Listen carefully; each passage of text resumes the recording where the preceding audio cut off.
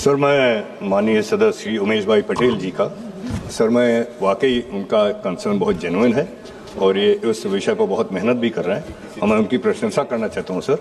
कि उन्होंने जो दामन दीव और दादरा नगर हवेली के पर्यावरण की समस्याओं को लेकर उन्होंने कई बार ये बात भी उठाई है, प्रश्न भी उठाए हैं, 377 में भी रखा है और मुझसे व्यक्तिगत मिलकर भी उन्होंने अपना एक कंसर्न जाहिर किया सर। सांसद उमेश पटेल के कामों की सदन में भी सराहना। दमन दीव के सांसद उमेश पटेल की नीतियों और कार्यों को लेकर जहां कुछ लोग सवाल उठाते हैं, वहीं दूसरी ओर सदन में भी उनके कार्यों की सराहना देखने को मिली है। संसद में मंत्रियों द्वारा भी उमेश पटेल के विकास कार्यों और जनहित से जुड़े मुद्दों को उठाने की पहल की तारीफ की गई। सर, मैं माननीय सदस्य श्री उमेश भाई पटेल जी का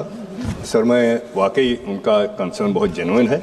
और ये उस विषय पर बहुत मेहनत भी कर रहे हैं और मैं उनकी प्रशंसा करना चाहता हूँ सर कि उन्होंने जो दामन दीव और दादरा नगर हवेली के पर्यावरण की समस्याओं को लेकर उन्होंने कई बार ये बात भी उठाई है, प्रश्न भी उठाए हैं, 377 में भी रखा है और मुझसे व्यक्तिगत मिलकर भी उन्होंने अपना एक कंसर्न जाहिर किया सर। सांसद उमेश पटेल ने विशेष रूप से दमन गंगा और कोलक नदी में बढ़ते प्रदूषण का गंभीर मुद्दा सदन में उठाते हुए कहा कि यह समस्या केवल पर्यावरण ही नहीं बल्कि आम जनता के स्वास्थ्य से भी जुड़ी हुई है। ही है वापी के केमिकल वाले प्लांटों का, मैं तो कहता हूँ बिना ट्रीटमेंट वाला ही पानी ये हमारी दमन गंगा में छोड़ा जा रहा है। हवाला देता है। मैं माननीय मंत्री जी से स्पष्ट सवाल के स्पष्ट उत्तर चाहता हूं। वर्ष 2019 में एनजीटी द्वारा हमारे प्रदेश की दमनगंगा नदी के प्रदूषण पर क्या ठोस निर्देश दिए गए थे, किन तथ्यों के आधार पर ये निर्देश दिए गए थे और आज तक उन निर्देश पर क्या अनुपालन हुआ। साथ ही ये बताइए कि इन नदियों में फैल रहे प्रदूषण को लेकर अब तक जीपीसीबी और सीपीसीबी की कितनी संयुक्त जांच रिपोर्ट बनी और उनके प्रमुख निष्कर्ष क्या रहे। उन्होंने सरकार से इस दिशा में ठोस कदम उठाने और नदियों को प्रदूषण मुक्त बनाने के लिए प्रभावी योजना लागू करने की मांग की। मैं माननीय सदस्य जी को निश्चिंत करना चाहता हूँ कि सर ये के लेटर्स उनके प्रयासों के बाद हमारे यहाँ जो ये दमन गंगा और कोलक नदी है जो आपका कंसर्न है उसके हमारे ये स्टेट एक्शन प्लान भी बने हैं सर और उसकी मॉनिटरिंग भी हमारी रिवर मॉनिटरिंग कमेटी बराबर लगातार कर रही है।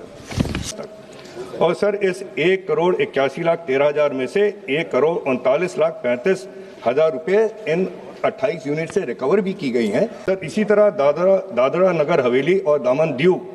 के जो पीसीसी है, पोल्यूशन कंट्रोल कमेटी है सर, उन्होंने 196 इंस्पेक्शन किए,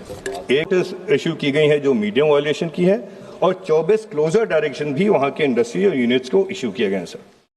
स्थानीय लोगों का भी मानना है कि सांसद उमेश पटेल लगातार क्षेत्र से जुड़े महत्वपूर्ण मुद्दों को सदन तक पहुंचाने का काम कर रहे हैं। सदन में उनके द्वारा उठाए गए मुद्दों और सक्रिय भागीदारी की कई बार मंत्रियों द्वारा भी सराहना की गई है। यही कारण है कि आज पूरे देश में दादरा एवं नगर हवेली एवं दमन दीव की पहचान एक सक्रिय और प्रभावी सांसद के रूप में बनती नजर आ रही है। प्रदेश के लोगों का भी मानना है कि उन्होंने जिस भरोसे के साथ उमेश पटेल को दिल्ली भेजा था, वे उस विश्वास पर खरे उतरते हुए प्रदेश की आवाज को देश के सर्वोच्च सदन तक पहुंचाने का काम कर रहे हैं।